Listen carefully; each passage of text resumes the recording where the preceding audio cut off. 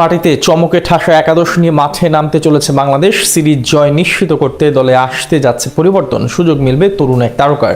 মিরপুরের উইকেট বিবেচনায় পরিবর্তন আসতে পারে ব্যাটিং অর্ডারেও। সিরিজ নির্ধারণী ম্যাচে নতুন পরিকল্পনা সাজিয়েই মাঠে নামবেন অধিনায়ক লিটন দাস।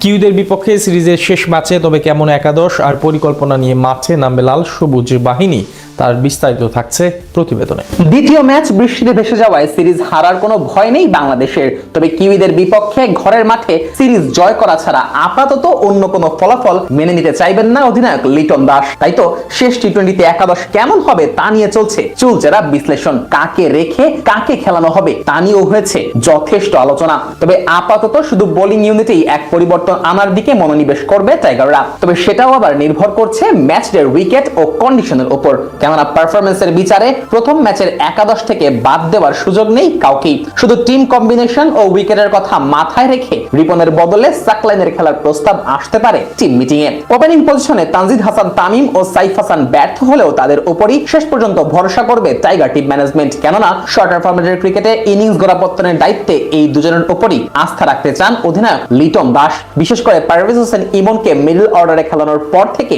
টি-20তে তামিম ও সাইফি দলের সেরা ওপেনিং জুটি, এ নিয়ে কোনো সন্দেহ নেই। মিরপুরের মাটিতে শেষ টি-20তে এই দুই ব্যাটারি ঝড় তুলবে এমনটাই প্রত্যাশা গোটা টিমের। 3 নম্বরে খেলবেন অধিনায়ক লিটন কুমার দাস নিজেই। সাগরিকার পারে প্রথম টি-20তে শুরুটা ভালো পেলেও উইকেটের আনইভেন বাউন্সের কাছে পরাস্ত হন লিটন। তবে মিরপুরের স্পোর্টিং উইকেটে লিটন তার স্বভাবজাত ব্যাটিংটা করতে পারবেন। 4 ও 5 নম্বর পজিশনে তাওহিদ হৃদয় ও পারভেজ হোসেন ইমনকেই খেলাবে বাংলাদেশ। প্রথম ম্যাচে এই দুই ব্যাটারের জুটিতেই মাঝের ওভারে খেলা বাংলাদেশের পক্ষে ঘুরে যায়। যদিও এই দুই ব্যাটারের কে কোন পজিশনে খেলবেন সেটা ম্যাচের পরিস্থিতির উপর নির্ভর করবে। তবে দুজনেই যে মাঝের ওভারে দলের ত্রাণকর্তা হয়ে উঠবেন এ ব্যাপারে কোনো সন্দেহ নেই। 6 নম্বর পজিশনে শামীম হোসেন পাটোয়ারি অটো চয়েস। বিশেষ করে আগের দিন 13 বলে 31 রানের ঝড়ো ইনিংস খেলার পর তাকে ঘিরে প্রত্যাশাটা আরো কয়েক গুণ বেড়ে গেছে টিম ম্যানেজমেন্টের।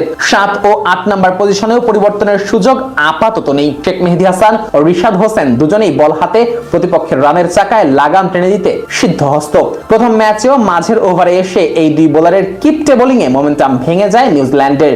ম্যাচে অন্তত 20 রান কম করে কিউইরা, যার ফলে রান তাড়া করার কাজটাও কিছুটা সহজ হয়ে যায় টাইগারদের জন্য। পেস বোলিং ইউনিটে সিনিয়র দলের অভিষেকে খুব একটা খারাপ করেননি রিপন মন্ডল। তবে টিম কম্বিনেশনের কারণে হয়তো শেষ ম্যাচে সুযোগ নাও পেতে পারেন এই পেসার। তার পরিবর্তে বাজিয়ে দেখা হতে পারে আব্দুল গফফার সাকলাইনকে। এছাড়া বাকি দুই পজিশনেও কোনো পরিবর্তন আনতে চাইবে না টিম ম্যানেজমেন্ট।